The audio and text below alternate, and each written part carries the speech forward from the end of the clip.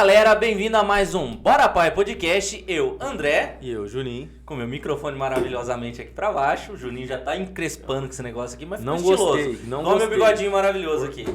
Estamos Que aqui merda. com uma convidada muito Tá especial. igualzinho seu bigode, mano. Que merda. É dor de cotovelo isso aí, pessoal. Mas não esqueçam do Triplo C. Curta, compartilhe, comente. E vai lá no nosso Facebook, vai lá no nosso Instagram, vai lá na nossa página do YouTube e se inscreva. Ajuda muita gente, ajuda a gente a continuar nesse trabalho maravilhoso. De tantos outros falar da minha barba, o André colocou esse bigode aqui pra tentar virar assunto, né? Mas vamos lá. Ai, coitado. Brincadeira. Gente, a gente tá aqui hoje com uma convidada mais que especial, né? A companheira Vivian Mendes. Vivian Mendes. Nossa, eu tô... Ainda estamos em eleição. Eleição, isso. Hoje eu não dormi, 3 horas da manhã eu tava acordado, então vamos lá. Companheira Vivian Mendes, muito obrigado pela presença. Pode ficar à vontade para as suas considerações finais. Iniciais. Não, hoje tá difícil, né? Tá lesado hoje, gente. Fica tranquilo, hoje ele tá E meio eu já assim. passei, inclusive, pelo hospital hoje. Só detalhe, é o terceiro dia de eleição, a gente tá acordando 3h30, 4 horas da manhã, há 3 dias seguidos. O Juscelino... E vocês acham que a gente dorme que horas? Ele vai bater em mim, mas ele tá com problema de ordem intestinal. Então, assim, passou no hospital, imagina como que o bichinho não tá se esforçando aqui. Não, mas Isso aí, a gente mano. tá aqui firme e Força. forte, não vamos deixar. Fiquem à vontade para suas considerações iniciais. Muito obrigada. Depois de tantas intempéries, imagino, então me sinto mais lisonjeada ainda de estar aqui convidada. Queria agradecer a todo mundo que está ouvindo, assistindo, enfim. Agradecer aqui o Juninho, agradecer o André pelo convite, para poder estar aqui falando da nossa candidatura, da nossa história. E também, né, então é campanha para todo lado, é campanha do sindicato e a campanha eleitoral também. Vamos aproveitar para falar um pouquinho disso aqui hoje. Sim, o bicho tá pegando. Vamos pegar um gancho já aqui antes da pergunta de milhões. Tá cansado também igual nós? Porque campanha suga, né? Mas Só a que a luta de do vocês é povo, longa, ninguém né? se cansa. Mentira, né? A gente cansa, mas estou aqui em Campinas, né? Eu sou de São Paulo, moro lá, estou aqui em Campinas com camaradas muito valorosos que têm cuidado muito de mim e também tô aí com a energia do coletivo, a gente vai mais adiante. É diferente, né? Quando tá todo mundo Diferente, junto. Com certeza. Vivian, Aqui, pergunta de milhões. Quem é Vivian Mendes? Fala um pouco de você pra gente. Vivian Mendes. Bom, eu sou a presidenta estadual da Unidade Popular pelo Socialismo, o nosso partido, o partido mais jovem do Brasil. Eu sou a presidenta do partido aqui no nosso estado, no estado de São Paulo. Sou fundadora do partido e sou da direção nacional também do nosso partido, né? Do diretório, da executiva nacional. Faço parte aí desse trabalho desde o início. Ajudei, né, enfim. Eu estava... Matheus, dá um salve no O pessoal tá animado com a Tá campanha aqui animado fora com a campanha também, aqui fora. então... Finalização, fechando as urnas. Tá pegando, O bicho. bom é que o clima tá tranquilo, dá pra gente dar uma paradinha. Mas eu sou militante do partido, então sou das fundadoras do partido, mas vou contar então, começo a contar minha história, é isso? Pois é, além disso eu sou... De onde veio Vivian? Que Da onde cidade? veio Vivian? Eu sou militante do Movimento de Mulheres, Olga Benário também. Sou militante da Comissão de Familiares de Mortos e Desaparecidos Políticos. Faço isso já há alguns anos, também estou nessa luta, então vou falar um pouquinho disso também. Militei também no movimento de luta nos bairros, vilas e favelas, é um dos movimentos que compõem a Unidade Popular, um movimento de luta por moradia, mas por melhores condições de vida do nosso povo. E vou falar minha história, então, sei lá, mais do começo, talvez, para a gente Infância, começar. adolescência, como é que foi? Eu sou do bairro de Seus Guaianazes. Eu sou de Guaianazes, que é um bairro da periferia de São Paulo, no extremo leste da cidade de São Paulo. Um bairro que, na verdade, tem tamanho de uma cidade, né? Sou ali da divisa de Itaquera com Guaianazes, que é uma região muito populosa da cidade. Eu só conheço Guaianazes, mas não sabia que ficava na divisa com Itaquera. É onde eu moro bem na divisa. Já é Guaianazes, mas eu falo Guaianazes Frentes, porque Guaianazes é um bairro gigantesco, né? Você tem milhões de habitantes só em Guaianazes, porque você tem conjuntos habitacionais grandes ali, então é uma região bastante populosa, mas sou bem da divisa de Itaquera com Guaianazes. Ali eu nasci, enfim, ali eu me criei. Mas vou falar então um pouquinho antes, né? Quem são meus pais? Eu sou filha de Maria Cantarelli, que é uma mulher trabalhadora que veio do interior de São Paulo. A família da minha mãe é do interior de São Paulo e foi para a capital para conseguir melhores condições de vida, para trabalhar, enfim, né? Minha mãe foi trabalhar nas fábricas, minha mãe também é uma operária, assim como meu pai. Mas meu pai é um retirante nordestino, pernambucano, do sertão de Pernambuco, que completou 18 anos, tirou um documento e veio para São Paulo. Também o clássico da sua... Muitas da histórias época, parecidas, dos né? anos 70, né? Então, meu pai também é operário, né? Hoje os dois, né, aposentados, mas meu pai, quando chegou em São Paulo, foi camelô, vendeu pipoca na rua, foi cobrador de ônibus, fez um curso no Senai, também um clássico dos anos 70, e se tornou, portanto, mecânico de manutenção de máquinas, metalúrgico no ABC Paulista, né? Mas conheceu minha mãe antes de ir para o ABC, eles se conheceram na fábrica. Meus pais se conheceram na Alpargatas, que era uma das maiores empresas que a gente tinha na época no Brasil, né? Uma tecelagem grande, trabalhavam na área da tecelagem da Alpargatas. Minha mãe tecelã, meu pai mecânico de manutenção. Ela faz piadinha, ela conta que tinha um jeitinho de soltar um negocinho na máquina que não quebrava a máquina, mas que dava desajeitada. Aí meu pai tinha que ir lá consertar e era assim que eles paqueravam na época. Que ótimo! Eu achei uma estratégia. Você vê que a classe operária sabe tudo, não é? Tá Classe sempre operária dando o seu sabe dar um jeito. jeitinho. Sempre tem um jeito, sempre tem um jeito. Mas a minha mãe, enfim, né? Eles começaram a se relacionar, mas minha mãe teve um grave acidente de trabalho, né? Ela quase perdeu os braços na máquina, né, de fiar. Acabou, então, se afastando desse trabalho mais formal, né? Minha mãe continuou trabalhando a vida inteira, além de cuidar da casa, vendeu de tudo nessa vida depois, mas em outro tipo de trabalho, né? Então, esse trabalho na fábrica se encerrou ali mesmo na Alpargatas. E meu pai... Aí ele foi trabalhar numa multinacional, no ABC Paulista, e ficou lá até se aposentar. Quando eu nasci, então, meu pai já trabalhava nessa fábrica no ABC. E minha mãe ficou ali na Zona Leste. A gente, enfim, já tinha uma formação religiosa, digamos assim, né? Uma tradição religiosa na nossa família. E minha mãe participou ativamente e nos introduziu nessa vida das comunidades eclesiais de base ali da região da Zona Leste. Então, a nossa história tem a ver com a história da teologia da libertação na América Latina, mas no nosso país, né? Na Zona Leste, as comunidades eclesiais de base, elas tinham uma atuação muito grande. Então, a conquista do SUS, a organização do nosso povo ali, né? Tinha uma atividade política muito grande. E minha mãe foi se tornando uma das lideranças dessa comunidade. Então, eu cresci nesse ambiente desse debate avançado, da igreja mais avançada, mais progressista da época, e também da consciência da classe operária forjada ali nas grandes greves do ABC, né, na organização dos trabalhadores pela influência do meu pai.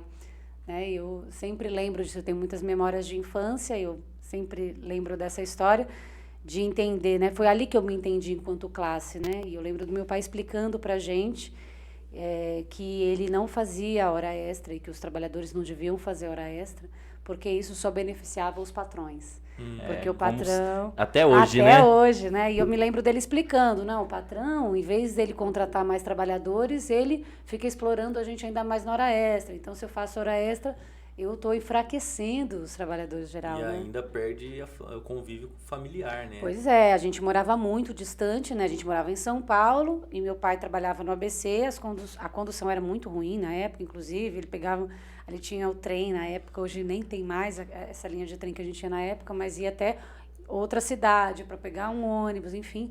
Então era uma vida ali com já bastante restrições, né? Eu não tenho memória do meu pai em casa de dia. Meu pai sempre chegava de noite, né? Então, não tem essa memória. Então, ele já tinha essa consciência de classe que era muito...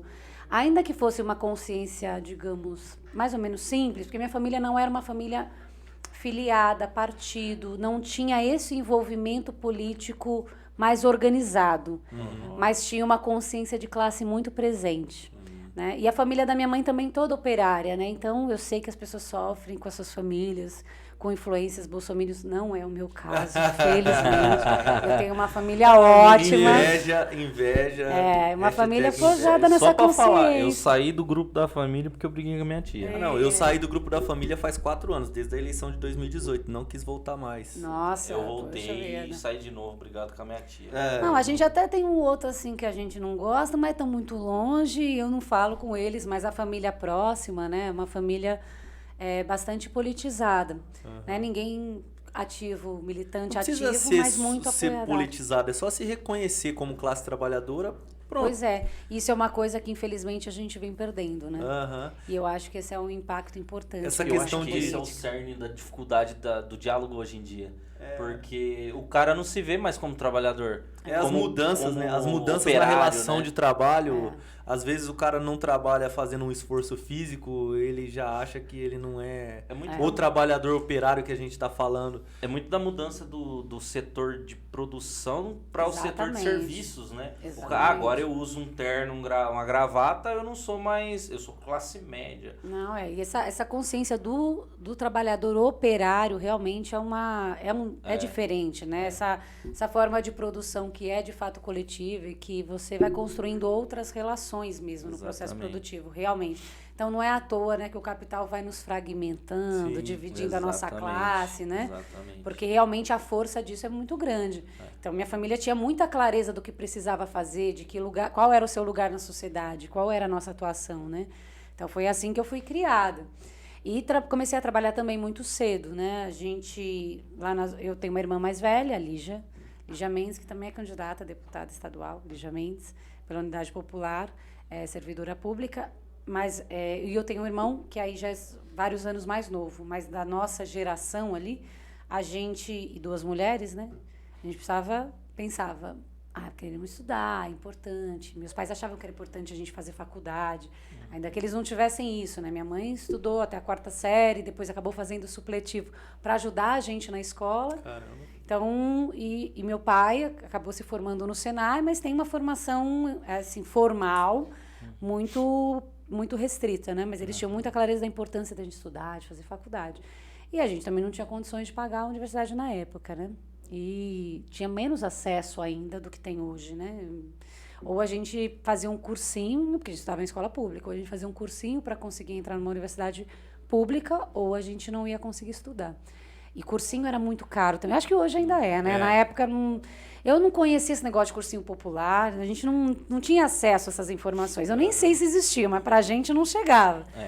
E a gente queria, né, precisava trabalhar pensando sobre isso, aí descobrimos que existia um negócio que se chamava curso técnico, que também não tinha lá na nossa região, em Guaianazes, não tinha isso.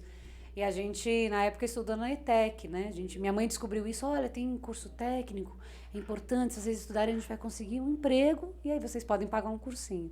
Legal. Porque o curso técnico que a gente conhecia era o Senai, e o Senai era um ambiente muito masculino. O Senai não era um ambiente para mulheres estudarem. Tinha até uma ou outra, mas não estava na nossa perspectiva fazer um curso de mecânica no Senai, apesar que era meu sonho. Meu pai era mecânico, eu queria mesmo era ter feito mecânica. Sério? Se fosse hoje eu faria, mas na época... Mas aí você se desencantou da ideia por quê? Porque a vida, né? A vida, eu sei lá, se eu não fosse militante, se eu não fosse comunista como eu sou hoje, eu faria, não sei, outra coisa. Não, eu tô falando eu da ia ser questão- pedreira, que eu adoro, ia fazer um curso de alvenaria, né? Já fiz, inclusive. Ah, Eu sou é? pedreira. Caramba. Tenho formações nesse campo, mas eu acho que é isso, a vida foi meio que levando a gente para estudar outras coisas. E o que dava emprego na época? Mas né? naquele momento ali, quando você queria ser mecânica igual o seu pai, alguém tirou da sua ideia? Não tinha como mulher trabalhar como mecânica, era muito difícil. Hoje tem mais. Hoje a gente tem um trabalho da nossa juventude no Instituto Federal, por exemplo, em São Paulo, que tem curso técnico, né, de mecânica, e hoje eu vejo muitas mulheres fazendo, assim, proporcionalmente o que a gente tinha na época. Né? E eu lembro que a gente foi visitar escolas técnicas para conhecer, para poder estudar, e era um ambiente que não era muito hostil para as mulheres. Hoje ainda é, mas você tem melhores condições, né? Então não adiantava para a gente estudar e não trabalhar. O objetivo era fazer um curso que permitisse que a gente tivesse um emprego que garantisse poder pagar um cursinho de qualidade para fazer uma universidade pública. Os empregos que tinham na época era trabalhar no McDonald's, que era o lugar que empregava menores de idade, eram emprego super precário, pagava muito mal. E ainda é.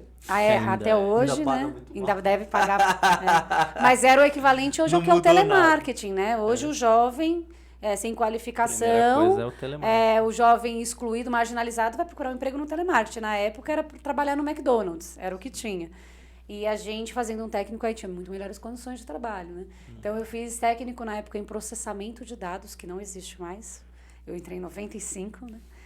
Hoje eu acho que chama informática, deve ser equivalente ou mais ou menos Técnico equivalente. de informática hoje. Mas eu acho que processamento de dados, eu acho que talvez tenha ensino superior hoje, né? Nessa área. Tem vários ramos, né? Mas eu sou programadora, técnica né? Sou Caramba. programadora como formação. E tinha emprego, né? Na época. Me formei ali em 97. Você lembra qual que era a linguagem que vocês utilizavam na época? Onde eu trabalhei mesmo, já tinha uma linguagem que era defasada, mas como eu trabalhei numa pequena multinacional também, né? Tinha campo na América Latina, a gente trabalhava com COBOL, que já COBOL. era considerado atrasado, Nunca mas ouvi eu falar. era analista Não, de suporte técnico de grandes empresas que trabalhavam com COBOL. Não, mas o COBOL 95, o COBOL durou um bom tempo, porque eu fiz curso técnico em 2008, por aí. Também Você tá me chamando abandonei. de velha? Não, eu tô falando... Assim, 2008. Tá demarcando comigo, foi 10 anos depois que você 10 entrou, anos- depois que eu me formei. 10 anos depois, o COBOL ainda era utilizado e era uma das ferramentas principais que Importante. aprendiam na escola que eu fiz, curso Mas era uma técnico. piada, porque a gente aprendia isso na ETEC e falava, isso é defasado. E quando eu fui trabalhar, não era defasado. Porque eu era estagiária como analista de suporte técnico de bancos. E os bancos usavam COBOL como linguagem de programação. Não, eu fiquei... São 4 anos o curso técnico lá na escola, que era junto com o ensino médio. Eu fiquei 3 anos e meio eles falando que ia implantar Java. E até hoje não Até hoje, implantaram Java. Na época tinha um pouco Obrigado, essa... Sumaré. Tinha um pouco essa C++. piada. C++, aprendi C++ é anterior. Aprendi a programar com isso aí. Olha, tá vendo? Aprendi Tá não. numa mesa de programadores Aprendi aqui, não. rapaz. Eu fiz um programa rodar pra passar Fez na uma matéria. calculadora? Não, calculadora é complicado. Não, fiz a calculadora. Fez? Fez uma calculadora. Então você tá bem. Fez- tá bem. Aí você tinha que fazer lá um cálculo de uma esfera. Já o podemos falar que você faz programa. Não me peça pra fazer que eu não sei mais. Você não entendeu. Não. Também tinha essa piadinha na época, piadinha, né? claro. Imagina o machismo que as mulheres sofriam Nossa, na época. sim. Eu era estagiária numa empresa que tinha uma mulher, tinha algumas mulheres, mas era principalmente no meio ambiente masculino, mas já era um espaço onde cabiam as mulheres estudarem. Tinha 16 anos quando eu comecei a trabalhar, nunca mais eu parei, e lembro de vários problemas, lembro do assédio que eu sofri, né? Eu lembro de várias coisas dessa época de trabalhar, mas a gente cumpriu um objetivo ali, que era conseguir um trabalho que permitisse pagar o cursinho e minha mãe combinou com a gente assim, olha, não, o técnico vocês vão fazer para arrumar emprego, mas a faculdade vocês fazem o que quiser, eu não vou palpitar. Cada uma escolhe o seu caminho. Aí ali já foi fonoaudióloga de formação e eu fui fazer comunicação. Sou formada em comunicação social, sou relações públicas de formação, me formei na Unesp em Bauru. Então, eu entrei na faculdade em 99, lá estudei, me formei, trabalhei lá também, porque aí fui morar no interior, trabalhar, estudar no interior. E ali conheci o movimento estudantil, conheci a luta por um outro aspecto, né? Fiz ocupação de reitoria, enfim, né? Por moradia estudantil, que aliás conquistamos, tem poucos anos a moradia. Falei, 20 anos de luta por moradia estudantil na Unesp de Bauru, faz poucos anos que conquistamos. Mas deu certo. Lá, deu certo. Plantamos sementes que estão lá sendo colhidas. E aí fui me envolvendo também com um movimento na época que chamava Mística e Revolução, que era um movimento que foi idealizado pelo Frei Beto, e eram nossos assessores, né? O Frei Beto, assessor do movimento, e também o Plínio de Arruda Sampaio, o Plínio Pai, né? Que faleceu tem alguns anos. Eles eram nossos assessores na época do nosso movimento, do Mística e Revolução. E ali eu fui me organizando também e aí conhecendo outros movimentos sociais a partir disso, né? Aí foi quando eu fiz a primeira ocupação da minha vida, em 2004, com o MST, né? Entendendo essa luta de um outro campo, né? Fazer uma ocupação de um latifúndio, esse tipo de enfrentamento. Fui conhecendo outras forças políticas, me envolvendo mais com a política, até que em 2009 eu comecei a militar no movimento de luta nos bairros, vilas e favelas, o MLB, que é um dos movimentos fundadores da Unidade Popular, né, um dos movimentos que constrói a Unidade Popular. Ali na nossa região, na zona. Então eu já tinha me formado, já tinha voltado para São Paulo, tinha trabalhado em multinacional, já tinha trabalhado em tudo quanto era tipo de coisa, em ONG, em empresas enormes, já tinha trabalhado em empresas pequenas.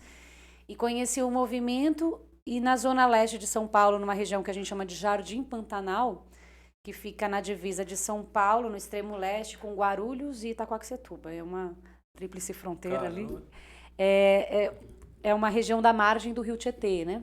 Então chama Pantanal não à toa, porque realmente a água sobe, ali é um pântano, né? E as pessoas vão construindo as suas casas há muitos anos, já há décadas ali, é uma região que foi ocupada pelos trabalhadores ali em situação, enfim, né? Uma dessas regiões pobres que a gente sabe, com poucas condições de assistência do próprio Estado, com uma pouca presença do Estado, mas que o povo vai organizando o seu bairro, né? E ali a gente teve uma enchente muito grave no final de 2009, né? Fecharam as comportas do rio Tietê na região central, para não alagar as marginais, em São Paulo, e abriram as comportas da região do Alto Tietê, Mogi das Cruzes, Suzano, daquela região. Então, esse local, no extremo leste, ficou alagado por 2 meses. A casa das pessoas ficou com 1 metro de água por 2 meses. Caramba. Nossa! Não, uma loucura, um negócio muito...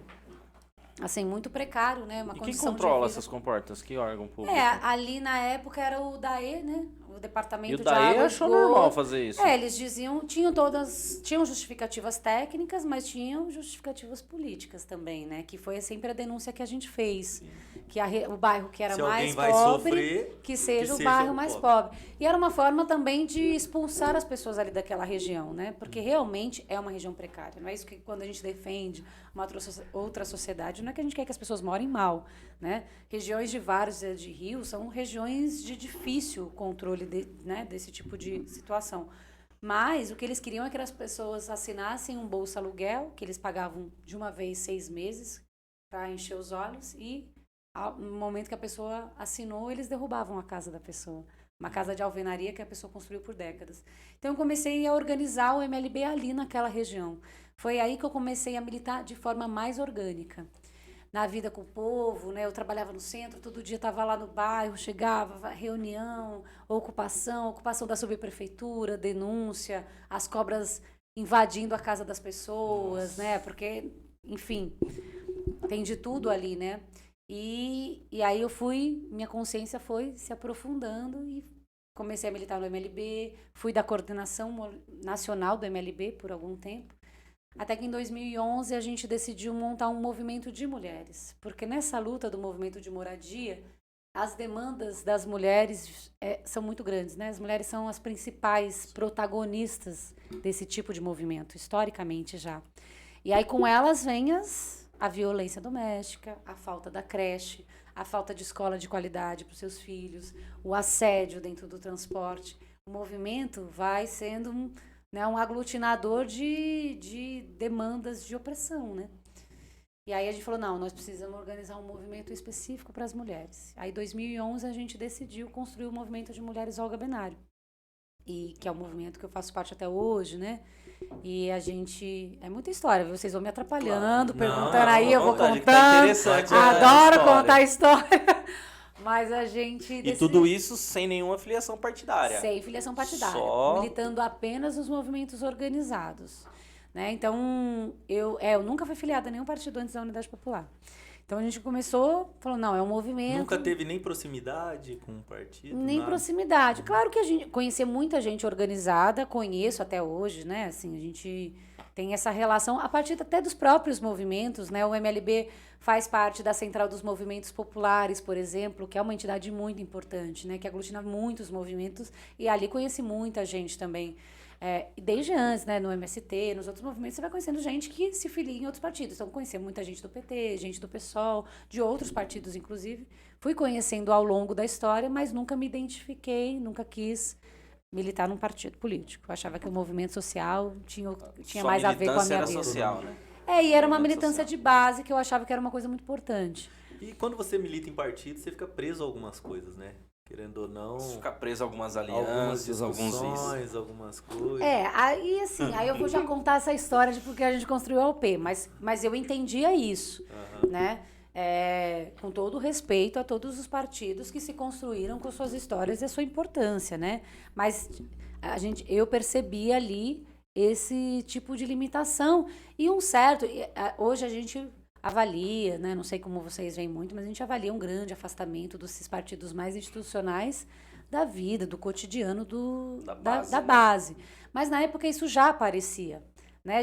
Essas contradições elas já estavam ali latejando, né, nos bairros. Imagina, ali na minha região, em Guaianazes, era um território onde o PT, historicamente, tinha uma votação muito importante, você tinha muita gente filiado, e você já ia percebendo esse afastamento, né? Então, eu estou falando de 2009, você já tinha contradições grandes ali no bairro, você já tinha...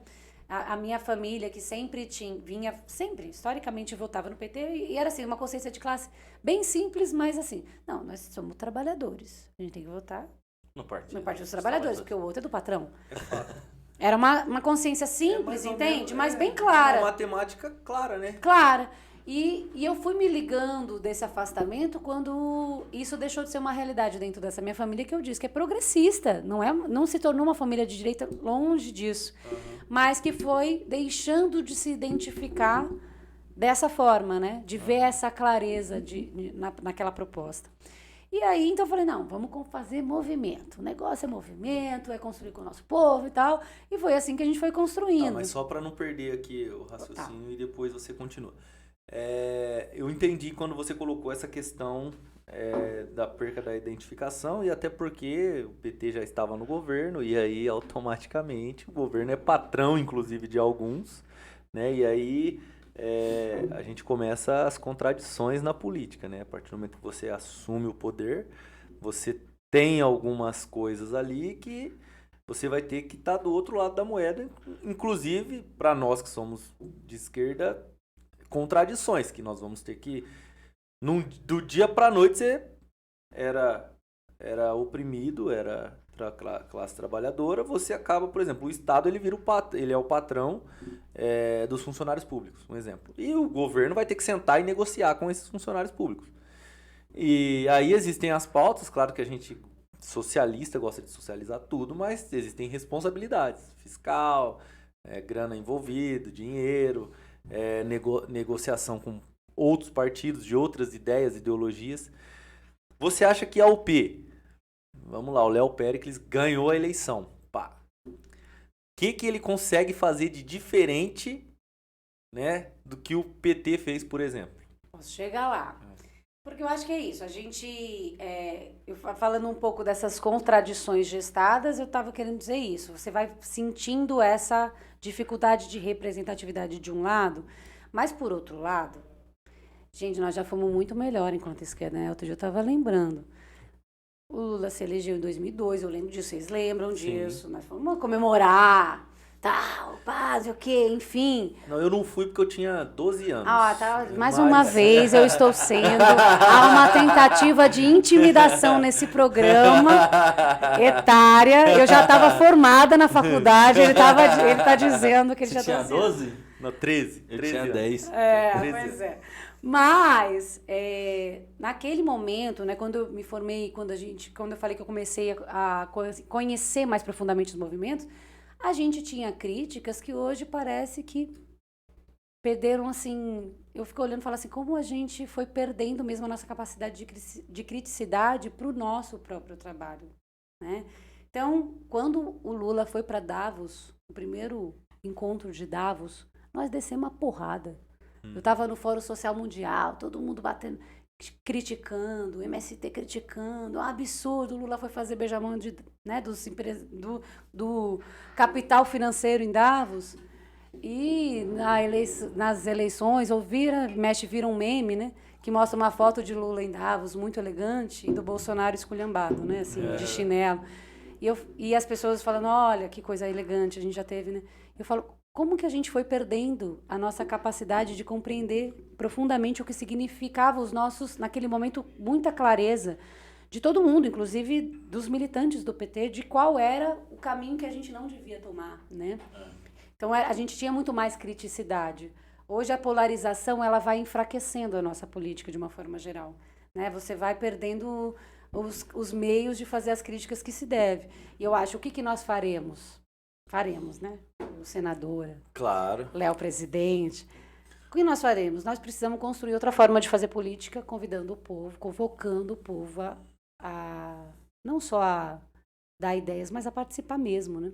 Esses espaços de participação que não à toa o capital, os poucos que a gente tinha no começo, a gente ainda discutia pelo menos orçamento participativo. Sim. Nem isso nós estamos discutindo mais, né? A gente criticava o orçamento participativo, que era um espaço de participação, mas não era deliberativo. Então a gente criticava por isso. E nem isso nós estamos discutindo mais, né? Então, você, em vez de fortalecer os espaços de participação e convocação do povo para participar, foi se afastando disso e a gente acha que isso precisa acontecer e é urgente. Um pouco da avaliação que a gente tem, por exemplo, sobre 2013. Porque a gente decidiu construir... Aí, voltando, tá? Eu estava falando do Olga Benário, a gente construiu Olga Benário, e quando a gente decide construir a UP, para dialogar com essa ideia aqui?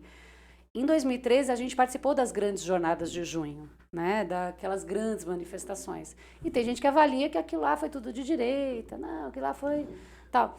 Mas, na nossa avaliação, existiam reivindicações que eram absolutamente legítimas. Sim. A única coisa ruim é o MBL, só isso. Que virou essa loucura. Não, eles sequestraram, acabaram e a disputa estava na sequestrando. rua. Mas você tinha uma reivindicação legítima e essa esquerda, que é institucional e que estava no poder naquele momento, devia ter abraçado as reivindicações e trazido para o seio do seu debate. Assina embaixo.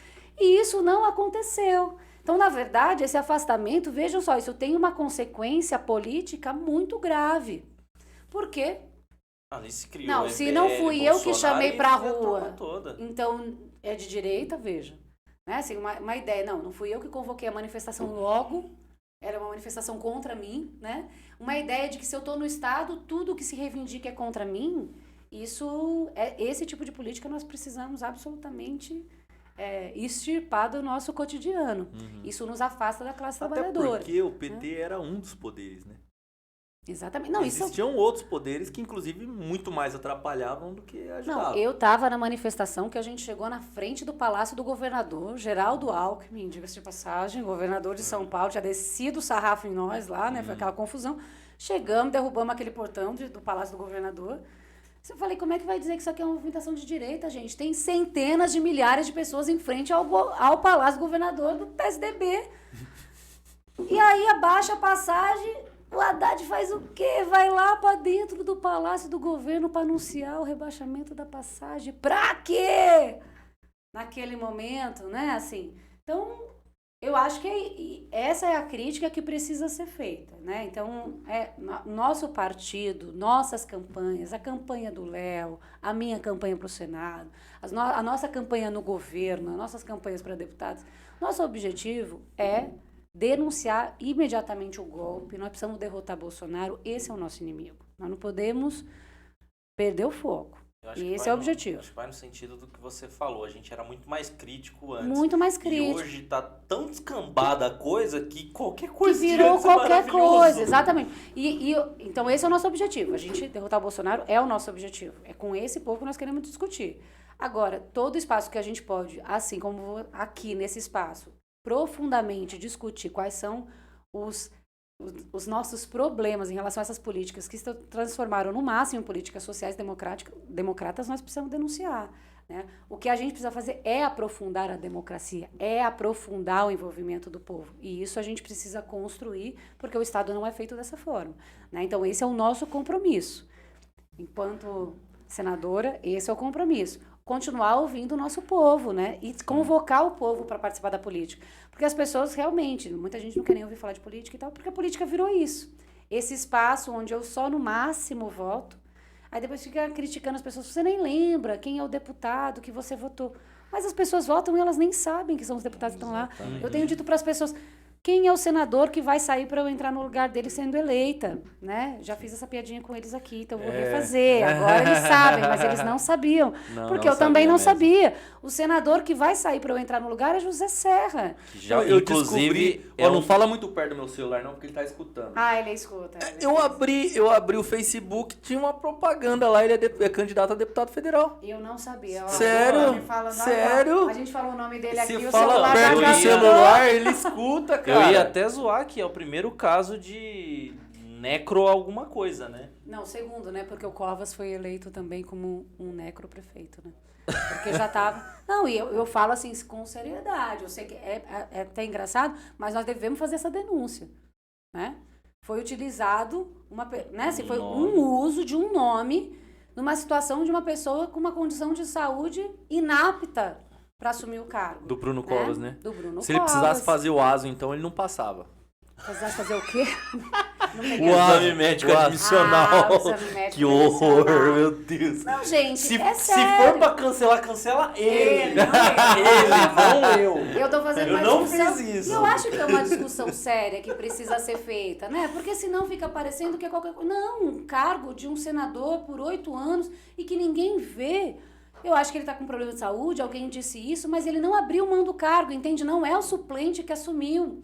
Então o Senado ele vai ficando num espaço que ninguém sabe muito nem o que faz e um afastamento completo da vida cotidiana do nosso povo. Os deputados são em um grau menor, mas também acontece isso. A pessoa não lembra quem é o deputado, mas o deputado não está perguntando para ela o que ele tem que votar. Esse deputado que ela votou porque, enfim, por 1000 motivos, porque é um processo muito desigual, o processo eleitoral, esse deputado está lá votando medidas que atrapalham a vida do povo e não está perguntando para o povo, né? Então, esse processo de afastamento, ele não é uma casualidade, ele é um processo orquestrado, é um plano político de quem dirige o poder, né? De quem dirige o país, Não tem da nenhuma classe que dirige. legislação a respeito disso, de caso clínico, alguma coisa, e afastar automaticamente essa pessoa? Só se Não tiver sei, capaz. desconheço. Ela só pode ser interditada se ela tiver Aí, ó, tá incapaz. vendo? Então, é Mas isso. não tem condição, o Serra não tem condição nem de É. existir. Pois Meu é. amigo, tem gente que só é candidato pra ganhar a eleição e ele se afasta no mês seguinte e deixa os Não, suplentes isso daí assumir. já... Tem gente que Então- no faz Senado isso. acontece Então, É. muito isso. A gente vê né? que esse é um processo, assim, que escancara um pouco, nós estamos falando, que escancara um pouco como é que funciona essa política institucional.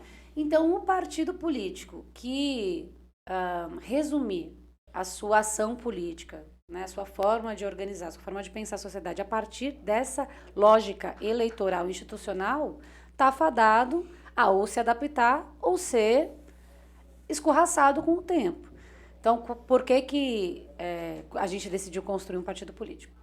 Avaliando esses problemas, olhando o movimento do negócio, a gente falou, não, a gente não é isso que a gente quer construir, então vamos fazer um novo partido, olhando para depois o desenrolar, digamos assim, você teve as grandes jornadas de 2013, mas o desenvolvimento político no mundo do avanço do fascismo, infelizmente, não é uma questão meramente nacional, não é uma especificidade do Brasil a gente ter esse movimento, né, de fortalecimento do fascismo. Os outros pensam que a gente só tem Bolsonaro aqui, né? A gente tem Bolsonaros espalhados pelo mundo inteiro. Infelizmente, e é isso, é um movimento, inclusive historicamente, como a gente avaliou antes de construir o P? A história nos ensina, né? Depois de grandes crises do capital, você tem um fortalecimento dessa extrema direita. A história nos mostra isso. Depois das grandes crises que o capital enfrentou, você teve a Primeira Guerra, a Segunda Guerra. Elas são frutos do desenvolvimento do próprio capitalismo tentando garantir as suas altas taxas de lucro. Então, nós tivemos uma grande crise mundial em 2008, que, né, uma crise essa mais profunda do que as crises que nós estamos acostumados a enfrentar, e que ela trouxe essas características, né? O capital tentando se reorganizar dessa forma. E as guerras são muito boas para o capital, né? Você destrói um país e depois você mesmo vai lá e financia, endivida aquele país para você movimentar a sua economia dessa forma, né? Você vende armas, você, né? Então, para o capital, as guerras são muito boas, são muito produtivas, né? Então, a gente, com essa preocupação, a gente falou, não, nós precisamos ter um instrumento político que dê melhores condições para esses nossos movimentos, para as nossas lutas, para esse nosso papel político, social, de intervir na realidade. E a gente decidiu construir a Unidade Popular por causa disso. Então, a gente começou em 2014 a construir o partido. Em 2015 teve uma alteração da legislação muito profunda, né? Que essa Quanto lei... tempo para vocês conseguirem as assinaturas? nesse primeiro processo, a gente interrompeu e teve que reiniciar, porque até essa lei, que é a mesma lei da cláusula de barreira, né? Essa nova legislação, até aquele momento, você não tinha prazo para coletar assinatura, você registrava o partido no cartório, no Diário Oficial, começava e você decidia a sua vida. Sabe Deus lá quando você conseguisse as assinaturas, aí a hora que você conseguisse, você entrava e tal. E a gente começou desse jeito, falou, vamos fazer aqui. Tá. Pra vocês terem uma ideia, em 2015, quando a gente interrompeu, né, por causa da lei, decidiu reiniciar o processo, a gente tinha coletado 150 mil assinaturas em um ano e pouco. 10% mais ou menos do que precisa. Na verdade, no caso, a gente tinha coletado, ainda não tinha enviado para os cartórios avaliarem, porque você precisa de mais ou menos 500 mil fichas válidas. O que é uma ficha válida? A pessoa assina, você manda para o cartório daquela pessoa, o cartório confere a sua assinatura com a que você... Tá muito mais complicado do que eu imaginava. É muito complicado, não é à toa que Bolsonaro não conseguiu. Chupa! Rapaz, é difícil. Coletar é a parte mais fácil. Entendi, então tem que fazer uma verificação de assinatura no cartório. No cartório. O cartório que verifica se o André, que assinou essa ficha de apoio, se a assinatura dele bate com a assinatura da última eleição. Aí ele vai olhar e falar, tá certo. Esse aqui é o André, a ficha tá válida. Não tá certo. Então, eu invalido a ficha. Se o André, mesmo que o André tenha assinado mesmo, mas o André cabeçudo esqueceu como que assina na última eleição, anula a ficha. Anulada a ficha. Isso. Então, é um problema gigantesco. A lei, inclusive, coloca outros obstáculos, porque esse era um que a gente já estava prevendo. Mas na legislação nova, se uma pessoa é filiada a um outro partido, a ficha dela não vale. E todos os partidos anteriores, um partido de esquerda conversava com outro partido, eles ajudavam lá a coletar uma assinatura, né, para dar um gás ali, uma solidariedade, considerando que um outro partido de esquerda seria um apoio político importante. Hoje isso não pode mais, né? Então, quando a gente pegava a ficha na rua, já no segundo processo, que a gente reiniciou em 2016, pegava a ficha, depois que você pega a ficha da pessoa na rua, você tem que levantar os dados eleitorais dela, aí agora a ficha é mais específica, a gente tem que assinar, a gente também, a gente tem que pôr os nossos dados, você registra num sistema que toda hora caía, porque era novo, não existia antes. Provavelmente vocês são os últimos partidos a ser fundados na história do Brasil. Então. Nós somos os únicos da nova lei, se alguém mais vai conseguir, eu não sei. Mas dos que estão tentando, nenhum vai conseguir, porque os prazos são inviáveis. Já dá pra gente ver. Quem mais tá são dados públicos, né? Eu vou falar de um que está tentando, que não... Vou falar de um. Tem um partido, o mais avançado, e que não conseguiu também, é o Partido Nacional Corintiano. Sério? Sério. Caraca. Eles tentaram, não conseguiram e ficaram tentando impugnar a nossa, porque quando a gente conseguiu, virou um problema para eles, né? Porque eles estavam dizendo, mas a gente não dá para registrar Partido do Brasil. Aí nós conseguimos, para eles virou um problema, né? Mas é uma loucura, Tá, e eles não conseguiram porque são vários critérios. Então você registra no sistema, você organiza aquela ficha, manda para o cartório específico daquele apoiador. Se o dado da pessoa não bateu, se a pessoa assinou diferente do que ela assinou na última eleição, já invalidou a ficha. E assim a gente foi tendo que coletar muito mais fichas do que a gente imaginava. E principalmente porque muitas pessoas estão com seus títulos suspensos. Ou porque não votam muitas eleições. Para você conseguir 1 milhão de... A gente precisa de 500 mil. Então você tem que pegar 1,5 milhão. Nós coletamos 1.200.000 assinaturas para conseguir 500 mil. 1.200.000 em 2 anos. Caraca. Esse é o prazo. E você tem que atingir o mínimo, que é 0,5 dos eleitores, né, por cento dos eleitores, em pelo menos 9 estados de 3 regiões do país. Então, o partido tem que ser nacional, que é o problema do Partido Corintiano. Eles até tinham muita ficha, mas eram concentradas em São Paulo. Então, você tem que atingir o mínimo eleitoral em 9 estados de 3 regiões. A gente conseguiu em 12 das 5 regiões, porque como a gente veio desses movimentos... Coligação a gente vale? Não, tem que ser... Não pode ter... A pessoa não pode ser filiada a nada. Não, mas eu tô falando com relação aos votos. Não, mas não é o de voto. Você tem que atingir 0,5% de apoiamentos. Ah, entendi. Então, aqui em São Paulo, não sei, são 30 milhões de eleitores. Você tem que atingir 0,5% desse número tem que ter de apoiamento no estado de São Paulo. Conquistou, alcançou, vai lá para o TRE de São Paulo, o Tribunal Regional faz o julgamento do nosso processo e formaliza o partido no estado. Então, você primeiro tem que ter 9 partidos legalizados em estados, digamos assim, dizendo de uma forma um pouco... Porque não é exatamente assim que chama juridicamente, mas é mais ou menos isso. Então, 9 partidos aprovados em estados de 3 regiões para poder depois entrar com um processo nacional no TSE. Então, foi isso que a gente fez. Então, a gente fez isso durante 2 anos. Que luta. Sem nenhum centavo. Que é luta. a grande dificuldade, assim, né? Então, a gente fez isso num trabalho muito popular. Dentro dos trens, nas praças. Aqui em Campinas, a gente teve militantes coletando assinatura. Então, a gente fez isso no Brasil inteiro para alcançar aí o nosso mínimo. Ou seja, a gente só fez isso porque a gente realmente achava que era muito importante. Então, essa nossa preocupação com o avanço do fascismo era muito concreta para nós. A Unidade Popular tem um programa muito enxuto. Nosso programa tem 25 pontos.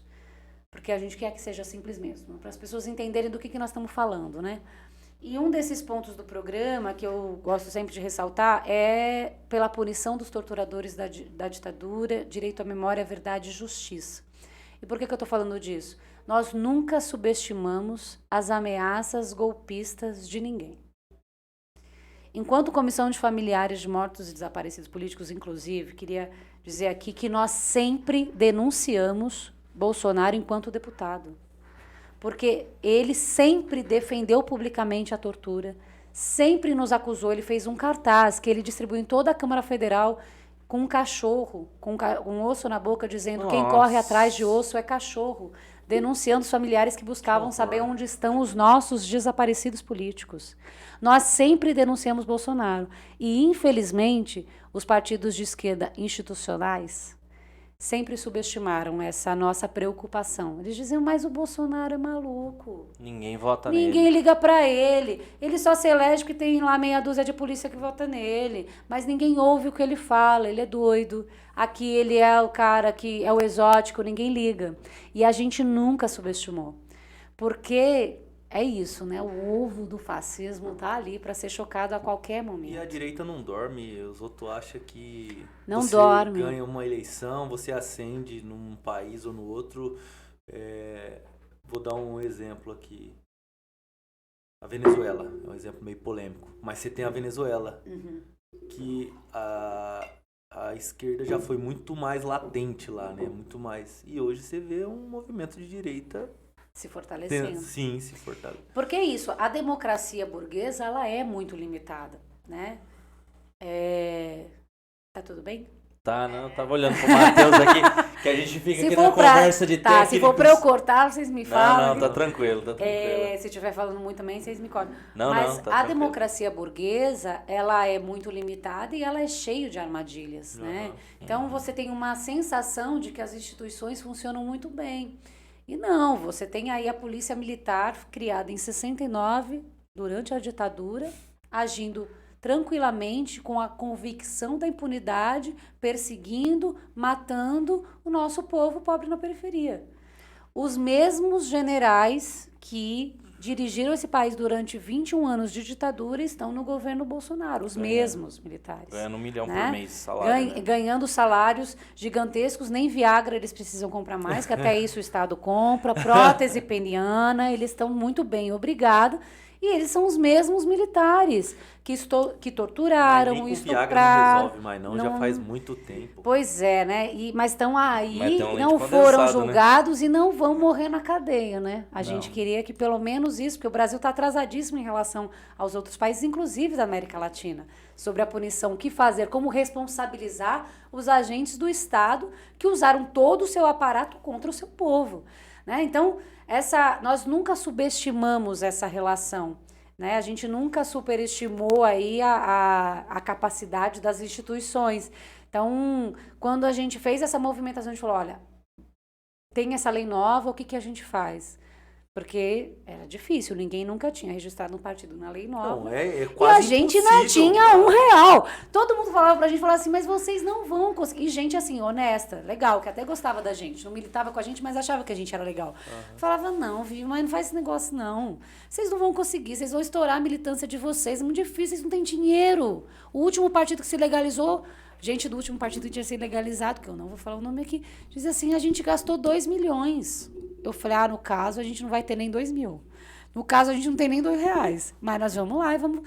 E aí, mas naquela hora, a gente teve que tomar uma decisão política que era, é agora ou pode ser que não dê mais. Era um pouco essa avaliação que a gente fez. A gente olhava com preocupação pro futuro. Né? A gente falou, ter um instrumento político vai ser muito importante na hora que o negócio estiver apertando. E aí, essa segunda leva, já estou falando de 2016, o clima já era de golpe.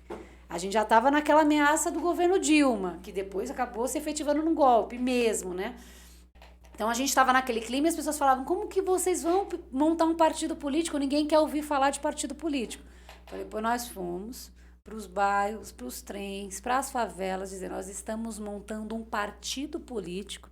Ele se chama Unidade Popular pelo Socialismo e a gente defende isso, aquilo outro. E a gente quer que você assine para apoiar. E no meio, em meio a uma esquerda demonizada, né? Um socialismo, você falava socialismo, o cara já vai para Cuba. Então, mas é quantas isso. vezes vocês não escutaram isso? A gente ouviu isso muito menos do que...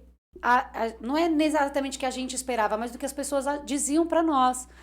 E isso foi muito importante naquele momento, porque a gente construiu o nosso partido com a convicção de que o nosso povo não é um povo de direita. Não é verdade. Não é verdade. Não é verdade. Tá vendo como eles levaram tudo, o povo votou porque o povo não tá aí. Não é verdade. Mas você tem que ter essa disposição de levantar aí a barra da calça, pisar na lama, ir lá, né?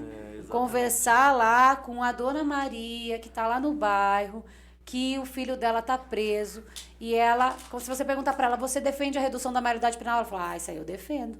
Porque ela vê todo dia na TV que tem que reduzir a maioridade penal. Aí você senta com ela na mesa, você discute, então, mas dona Maria, a senhora acha que a cadeia é coisa boa? Não, filha, coisa que não presta é cadeia. Não serve, não...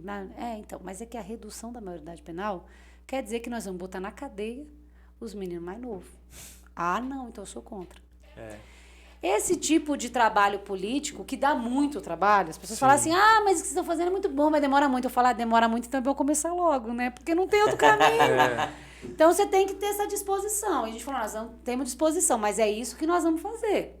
Nós não vamos parar com uma banca na Avenida Paulista para pedir apoio aqui para construir a Unidade Popular pelo Socialismo. Nós não vamos aqui num bairro, sei lá, no Barão Geraldo, talvez, botar lá e falar assim, aqui nós vamos ter... Não é isso. Né? Nós O vamos Barão ter que... Geraldo só presta por causa dos estudantes da Unicamp. Pois nós sempre vamos defender a universidade e sempre foi um espaço de resistência e um espaço de criticidade e que não é à toa que o Bolsonaro elegeu como um dos seus maiores inimigos, né? A ciência, a educação, né? Fora isso, né? É terrível. Mas a gente queria construir o partido a partir dos nossos movimentos. Os nossos movimentos eram muito populares. Então, a MLB tem um trabalho muito de bairro. O Olga Benário é um movimento de mulheres classistas. A gente falou, nós somos o nosso movimento é Movimento de Mulheres Olga Benário em defesa dos direitos das mulheres e do socialismo. Essa é a nossa palavra de ordem. A gente constrói movimento dentro da favela com as mulheres. A gente falou, não, é daí que vai surgir o nosso partido. A gente não vai até a favela para construir o partido. Nós estamos lá, vamos pegar a nossa militância e vamos construir da onde a gente está. E isso foi muito importante nesse momento, porque a nossa militância não se desesperou na conjuntura. A gente falou, não, peraí, vamos... E se tem um lugar que é gostoso de combater o Bolsonaro é na favela. É ótimo. Rapaz, é muito fácil. As contradições estão ali. Estão ali, colocadas. Você não precisa se esforçar, não precisa nem usar a memória, não precisa nada. Não precisa se esforçar pra mostrar, É só você apontar pra ele. Apontar os Sobe a porta problemas, da casa a e falar, fome, ó o litro de leite, como é que tá. E a gente, claro que a gente encontrou, né, assim, essa direita, a gente encontrou lá na rua também. Essas ideias contaminaram, de certa forma, a nossa classe. E claro que a gente teve problemas, mas quem mais defendia a gente nos trens em São Paulo eram os camelôs. Porque eles conheciam a gente, né? Porque a gente estava todo dia no trem coletando assinatura. E eles defendiam, começava uma confusão, alguém já levantava ali e tal. Teve um momento que a gente se organizava mais do ponto de vista da segurança, porque o clima estava mais tenso. mas a gente conseguiu fazer um trabalho até em razoáveis condições, considerando a conjuntura, porque a gente decidiu confiar no nosso povo, que eu acho que é um grande problema da esquerda que vai se afastando. Você deve ter muita história ali do trem. Mas ali, né? muita história. Mas vocês entravam no trem e falava para todos ou vocês entravam no trem e ia conversando de um em um? A gente fazia dos dois jeitos, mas era principalmente eu poderia estar matando, roubando, mas eu tô aqui criando um partido. Exatamente, era exatamente isso. Eu não vou atrapalhar aqui a viagem de vocês, é bem rapidinho, mas estamos construindo um partido, se você puder, por gentileza. E foi assim mesmo que a gente fez, conversando com as pessoas, sendo o mais franco possível, né, nessas praças públicas. E eu acho que isso fortaleceu muito, né? Então, nós temos uma militância, modéstia à parte, muito experimentada, muito boa, bons agitadores, bons propagandistas das nossas ideias, porque esse processo teve que formar todo mundo. Era um trabalho muito gigante, pra você fazer em muito pouco tempo, então todo mundo foi pra rua conversar com o povo. Aquela pessoa mais intimidadazinha, assim, teve que ir pra cima e falar, não, companheiro, agora nós precisamos de toda a nossa energia, né? E a gente fez isso de forma difícil, né? Então, a gente não tinha dinheiro para ter uma sede. Então, a gente tinha uns militantes que alugavam uma casa, eles moravam em cima, embaixo era a sede. Precaríssimo, eles falaram, é isso, vamos dar essa contribuição. E a gente precisava, porque você precisava organizar as fichas, elas precisavam estar reunidas. Então, era isso, eles alugavam, moravam em cima nos quartos, embaixo a casa era nosso espaço de organizar o trabalho, né? E tava lá, dormindo, acordando todo mundo, ficando doente, ficando bom, tomando chá de alho para poder melhorar e gastando vamos dinheiro, se endividando. Não, assim, a gente fazendo tudo com o nosso próprio dinheiro, né? Assim, eu tenho uma memória, assim, já no final da campanha, a gente fazia corujão, né? Virava à noite para poder cadastrar, porque é isso, coletar era o menor dos trabalhos, organizar era todo o trabalho. Aí a gente lá na sede, já muitas madrugadas, chegou o final do mês, já não tinha mais, ninguém tinha mais dinheiro nenhum, as pizzas de R$10 já tinham consumido os nossos últimos centavos, e aí não tinha nada, né? Aí as meninas, eu a mais velha, né? Já que estão me esculhambando aqui, não. Né? Aí as meninas chegaram lá na sala e falaram, Vivian, hoje não tem nada para fazer, para comer. Eu falei, não é possível. Uma coisa tem sim, gente. Sempre tem. Vai lá, menina. Não tem. Aí eu falei, não, eu vou lá na cozinha, vou resolver, né? Cheguei lá, não tinha mesmo. Sabe quando você olha e fala, não tem nada? Aí vi, tinha um pacote de fubá. Eu falei, hoje nós vamos comer fubá. Ela faz assim, vamos fazer aqui um angu. Faz assim, tempera. Ela falou, não tem nem alho. Eu falei, então é angu com sal. A UP vai ser construída com angu com sal. É isso que nós vamos comer hoje. E nós vamos legalizar o partido. E cada dia que passava, eu tinha mais convicção de que a gente ia conseguir. Eu olhava para a cara da nossa juventude.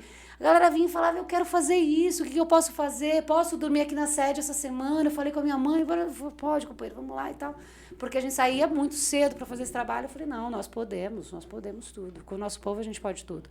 É que é isso, né? Você tem que escolher em que parcela da população você vai se apoiar. Com quem você vai fazer a sua aliança política. Nós decidimos fazer aliança com o nosso povo para construir o partido e agora também nas eleições. Então é isso que nós estamos fazendo. História de partido. Tá aí, não é para qualquer um contar uma história dessa, participar de uma fundação de um partido e numa lei tão restrita, né? Muito restrita. Vamos aproveitar então e vamos falar um pouquinho sobre sua candidatura. Vamos. Né? Seus projetos. Vamos conversar a respeito disso. Vamos conversar. O que você imagina que você vai poder fazer e ajudar nossa população, principalmente os fracos e oprimidos, vamos nesse momento? Falar um pouquinho disso do Senado, né? Sim. Que eu acho que essa parte do parlamento mesmo que as pessoas têm menos conhecimento. Claro, exatamente. O que faz um senador? Porque é um mandato de 8 anos. Aí que a pessoa não lembra mesmo, porque 8 anos é muito tempo, né? A pessoa votou 8 anos atrás e a cada 4 anos a gente renova uma parte 20%? Um ano é 2/3 e no outro ano 1/3. Então, esse ano, a gente vai votar em um senador só no estado. Na última eleição... Eram dois, né? Dessa vez é um só. Então, a gente vai renovar só 1/3 do parlamento. E são 8 anos de mandato. E o Senado é aquela parcela, né? Assim, a parte do parlamento que tem a atribuição de fiscalizar principalmente o executivo, né? O presidente da República. Essa é uma tarefa... A Câmara como um todo, né? Assim, o Parlamento Federal como um todo, mas o Executivo tem essa função principal. Foi criado para isso e para propor também emendas constitucionais. Aí tem que passar pela Câmara Federal também. Né? Mas ele tem este papel. Não é à toa que a CPI da Covid foi feita no âmbito do Senado. É o espaço para isso, né? Que tem essa atribuição. Agora, veja, nós tivemos uma CPI da Covid que teve um papel importante, digamos, assim, as pessoas acompanharam, né? Minimamente aquilo, levantou uma série de provas. Está documentado de que Bolsonaro cometeu crimes nesse país, né? Está provado pela CPI da Covid que ele se negou a comprar vacina quando podia, que ele quis $1 de propina para cada vacina comprada, que foi feito não era só porque ele era um negacionista gratuito. Eu não acredito na pandemia. Não, tanto que a gente não sabe, né? Afinal de contas, a carteira de vacinação dele está sob sigilo de 100 anos. Ele vai morrer e a gente não vai saber se ele se vacinou ou não. A gente também, né? Acho muito Quem improvável. vai saber provavelmente é nossos filhos, netos. Exatamente. Mas você não está querendo viver mais 100 anos, André? Tão jovenzinho, você que estava me esculhambando, de repente. No ano que vem a gente derruba esses sigilos aí. Mas é isso. Mas veja, não Mas é não à vai. toa que Não ele pode, colocou viu? isso sob sigilo, né? Não consegue derrubar. Porque se ele não quisesse mesmo tomar vacina, provavelmente teria deixado aberto isso para dialogar aí com a sua base. Mas Muito ele pôs sob engraçado que na sigilo. época que os Estados Unidos tinha vacina, ele foi pra lá e voltou e botou sigilo, né? Mas tudo bem. Coincidentemente. E a gente sem E a vacina. gente sem vacina. Então, assim, não é um... porque como a gente fala que o Bolsonaro é burro, essas coisas, é verdade, né?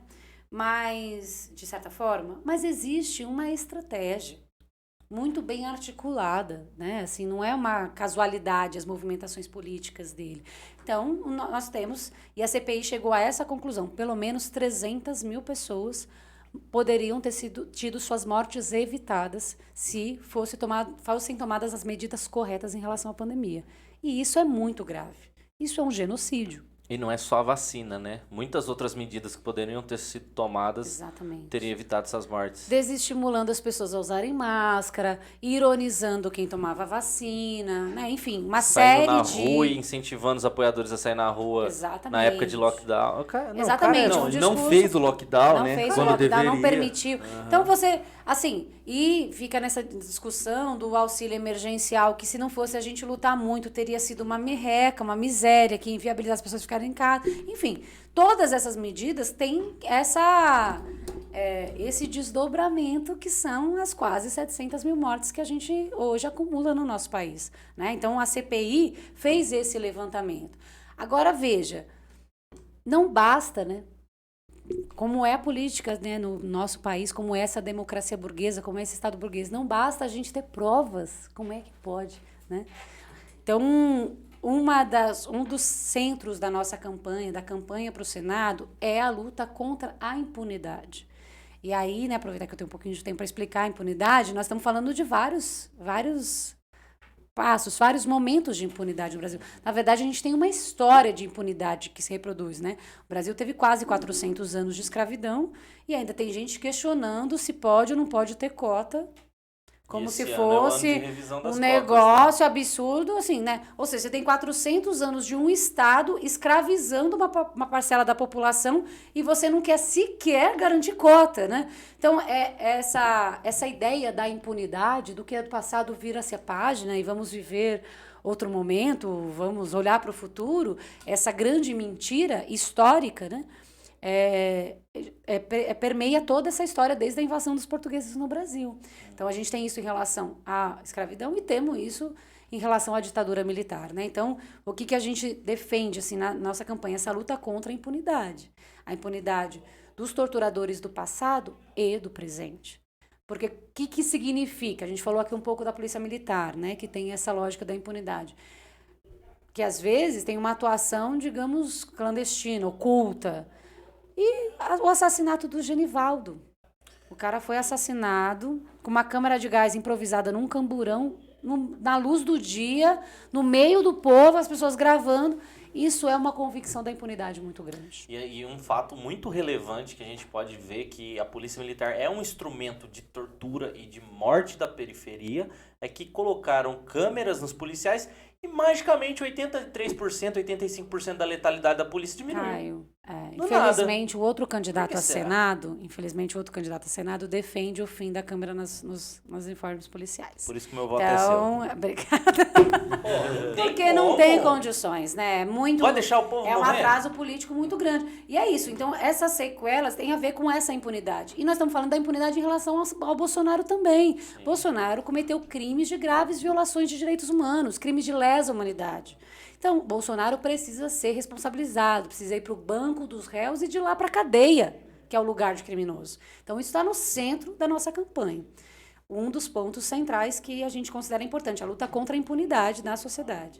Outro ponto importante, claro, são os direitos das mulheres, né?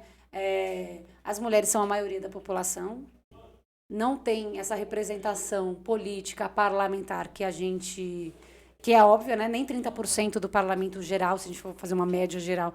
O parlamento não representa o povo de forma alguma. De forma né? alguma, e exatamente. As mulheres pior ainda, porque ainda tem mulher rica, né? Que poderia estar lá. Exatamente. Né? As que estão lá dificilmente estão defendendo os nossos direitos. Nós temos alguns exemplos importantes, mas a maioria do que está lá não está defendendo nossos direitos. A senadora por São Paulo é a Márcia Gabrilli, né? Que é uma pessoa de direita. Mara. Enfim, Mara, falei Márcia, mas tão é Mara. atuante que a gente esqueci. Nem sabe quem é. Mas ela é a senadora eleita na última eleição, ela e também o Major Olímpio, né? Foi eleito na última eleição para Senado, que inclusive morreu de Covid, né? Que também era de direita, que Deus o tenha ou não, né? Que defendia muito essa política e acabou caindo nela, né? Exatamente. E que se elegeu, assim, muito ligado com o bolsonarismo, e depois se afasta do bolsonarismo, como vários fizeram, de forma absolutamente oportunista, e acabou que morreu de Covid também. Mas, enfim, esses são os nossos... Então, as nossas mulheres lá no parlamento também não necessariamente estão defendendo as pautas das mulheres, infelizmente. Então, defender os direitos das mulheres como um todo, né? As mulheres ainda recebem salários diferentes, mesmo que esteja na lei. Então, e o governo Bolsonaro tem destruído as políticas de enfrentamento à violência contra as mulheres. Talvez um dos ministérios mais eficientes dele é o Ministério da Damares, gente. Eles conseguem implementar todas as retiradas de direito. É impressionante. Impressionante. E esse direito da memória, verdade e justiça, né? Essa nossa pauta fica debaixo desse ministério. Né? Então, vai destruindo a Comissão Especial sobre Mortos e Desaparecidos, a Comissão da Anistia, tudo que no Estado a gente foi construindo historicamente como uma forma de reparação mínima, eles foram desmontando, né? Então, é muito grave a situação que a gente vive. Então, o Centro de Defesa dos Direitos das Mulheres é muito importante e o compromisso do debate amplo, laico, na sociedade pela legalização do aborto.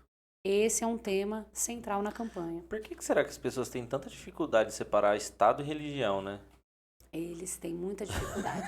E você vê... E olha que eu sou cristão, não tem nenhum problema com isso, tá, pessoal? Não vamos falar, mas é ateu, tá falando isso. Não, eu sou cristão, acredito em Deus e tudo mais, mas entendo que Estado é Estado, a minha religião é minha religião. A minha religião me rege, e não ao Estado. E tem alguns mitos sobre isso, falam assim, não, no Brasil a legalização do aborto não avança, porque o Brasil é um país muito religioso. Então, eu sempre gosto de lembrar que Portugal é um país extremamente religioso e legalizou o aborto. O México, um país muito religioso, também legalizou o aborto. E são países, se a gente for olhar o México, por exemplo, falar da América Latina, alguma coisa que tem mais a ver com a nossa cara, você não tem mais mortes por abortos realizados de forma inseguras. Né? Então, quando a gente quando a gente defende a legalização do aborto, o que a gente está defendendo é a vida das mulheres. Uma mulher que vive, que tem uma história e que merece, né, não morrer, quem sabe. Né? A nossa vida vale também. Né? Não só a perspectiva de vida. Já morre tanto, né, de tantas outras coisas, né? E aí você tem um debate que fica num campo que é um campo muito ardiloso, né, muito remoso, que parece que é um campo da opinião, mas eu sou contra o aborto, então eu defendo a criminalização do aborto. Mas nós não estamos falando da opinião, nós estamos falando de uma lei, nós estamos falando que o Estado precisa ou não precisa garantir pela vida das mulheres, né? Então, a criminalização do aborto hoje no Brasil não impede que as mulheres interrompam a gravidez. A gente tem pelo menos 500 mil mulheres acessando um aborto inseguro no Brasil todos os anos. Porque são muitos os motivos que levam uma mulher a fazer um aborto. E, inclusive, as mulheres que abortam no Brasil são mulheres que já têm pelo menos 2 filhos, que têm um relacionamento estável e que têm religião. A mulher que aborta não é a mulher que defende o aborto. Essa é a questão. Que às vezes fica parecendo que é um campo de eu defendo porque eu quero, porque é pra mim, ou porque... Não. A gente precisa discutir o que é a lei e qual que é o papel do Estado. E isso é muito importante. Então, o nosso compromisso é fazer esse debate da forma que ele precisa ser feito. Vejam só. A gente viu recentemente... A gente ainda tem algum tempo que eu tô falando aqui. Tá. Vocês vão me alertando. A gente viu recentemente um caso extremo, né? Que foi uma juíza em Santa Catarina, Excelência lá, Joana Ribeiro, Nossa, nem que fala. impediu Foi uma bizarro criança aquilo. de 10 anos com risco de morte, né? Porque uma criança, 10 anos, né, correndo Não tem risco, estrutura nenhuma não tem pra estrutura parir, para pra gestar, gerar, né? e ela impediu, botando obstáculos para que essa criança tivesse acesso ao aborto, que é legal, porque o aborto ele é legal em 3 situações hoje no nosso país. Quando ele traz risco de morte para quem gera, né? Quando o feto não tem possibilidade de vida, a gente sempre fala o anencéfalo, né? O feto que não tem cérebro, mas não só nesses casos, né? Quando os médicos chegam à conclusão de que tem uma deformação que impede a vida, a mulher tem direito, e no caso de estupro. Esses são os 3 casos, que é o caso, porque toda criança até 14 anos, o Estado entende que ela é uma vulnerável. Toda relação com não tem consentimento possível para uma criança até 14 anos, porque ela não tem capacidade de discernimento. E o que a lei garante? Nesses 3 casos, a mulher não precisa de autorização judicial, né? Ela precisa simplesmente ali, o hospital tem condições de realizar ou de encaminhá-la para os hospitais especializados em realizar o aborto seguro. Essa mulher tem esse direito garantido. Ela não precisa ir para a justiça e tal. Mas, em geral, é isso que acontece. Vão colocando obstáculos para que ela tenha o acesso. Foi o que aconteceu com essa menina. Chegou no hospital, o hospital falou assim, não sei, porque se fosse até semana passada eu fazia e tal, mas agora não. Vai para a justiça prende essa garota 1 mês num abrigo isolada da mãe e a mãe lutando. Porque não era nenhum caso em que a família falou, não, eu não quero. Não, a família estava lutando pelo direito daquela criança. Ali, né? E o Estado afasta essa criança daquela mãe, né? E vai causando uma série de violações. E é repugnante as falas que saíram, né? Exatamente. Da juíza com a criança. E fala do estuprador como se fosse um pai. Nossa. E pergunta. Enfim, são uma série de violações. Aí a gente olha e fala assim, nossa, mas isso tá fora da média, isso é chocante.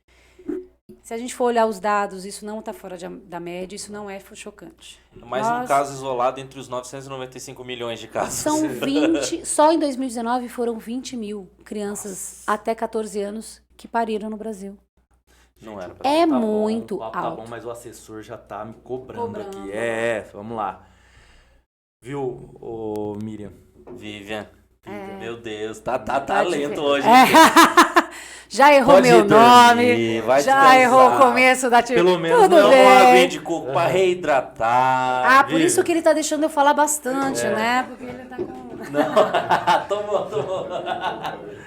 A gente tem que encerrar. Você já assinou o nosso quadro. Já assinei. Já fizemos os nossos protocolos finais. Para todos que estão nos vendo, esse será um extra lançado, tá? A gente vai lançar um extra lá porque tivemos um probleminha técnico ali. As imagens ficaram então ruins, vamos lançar um extra aí, que vale a pena. As ideias defendidas pela candidata são excelentes. Antes da gente encerrar, faz o merchan, o seu número, o número da sua irmã. Vivian Mendes, candidata ao Senado, número 800. 80 é o número da Unidade Popular, então meu número é 800. Vocês podem trazer a Lígia Mendes aqui também, né? Que é servidora pública municipal em São Paulo. O número dela é 80.000. É a nossa candidata a deputada estadual também.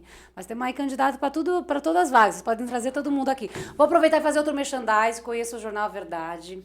Nosso jornal que é quinzenal, que a gente constrói há 22 anos. É anterior ao nosso partido, vejam só. Estamos denunciando aqui nessa capa, por exemplo, o golpe dos generais é para manter centrão no governo e legalizar o trabalho escravo no Brasil. Não é à toa que eles querem dar um golpe, que eles estão dizendo que não vão reconhecer o resultado das eleições. Eles querem acabar com o SUS, eles querem acabar com a educação pública, eles têm um objetivo muito claro de explorar ainda mais a nossa classe. E é por isso que nós precisamos enfrentar. E estão acabando, já acabaram com a Eletrobras, já venderam. Exatamente. Só pra lembrar. Que É dá pra muita fazer. luta, hein? Então, Vai dar um trabalho reconstruir gente, esse pelo país. amor de Deus. Mas estamos nessa disposição. Se falar que a gente não tá trazendo candidatos de primeira linha excelentes pra vocês votar, que vocês não têm opção, vou dar chinelada na bunda de todo mundo. Me segue na rede social, gente, vivianmendes.oficial. Temos uma vaquinha online, ajuda a gente aí, que a UP só tem 0,06% do fundo eleitoral. É muita desigualdade. Gente, muito obrigado a todos aí pela presença. Obrigado por ter Assistido assistido de novo, segundo nós. episódio. E com isso a gente encerra mais um Bora, pai!